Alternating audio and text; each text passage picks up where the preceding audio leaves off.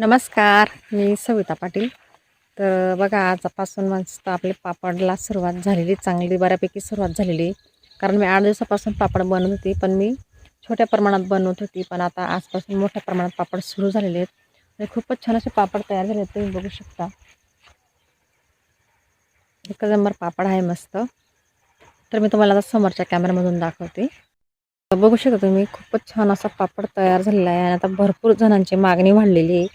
त्याच्यामुळे आता आजपासून महिलांना पण कामावर बोलवलं मी आणि आता छान असे पापड तयार झालेले आहेत मस्त.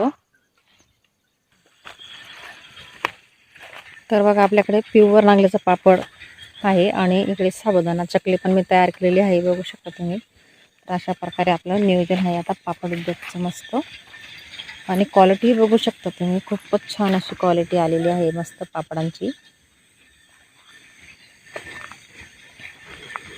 अशा प्रकारे आज खूपच मोठ्या प्रमाणात पापड आपले तयार झालेले आहेत. तर आज भरपूर पापड बनवले आहेत आणि जिकडे बघितलं तिकडे पापडच पापड आहेत. आज खूपच छान असे पापड आहेत आणि आपल्याला पापड एक नंबर क्वालिटी असल्यामुळे भरपूर मागणी आलेली आहे. त्याच्यामुळे आता अशा पद्धतीने आपलं काम वाढवलेलं आहे आता.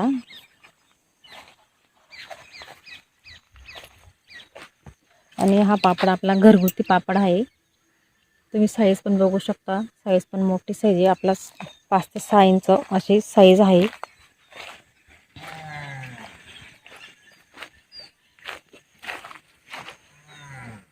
बघू शकता तुम्ही, अशा प्रकारे आपलं पापडचं काम आता सुरू झालेलं आहे. आणि तुम्हाला प्युअरच नाचणीचा पापड भेटेल किंवा नागलीचा पापड भेटेल.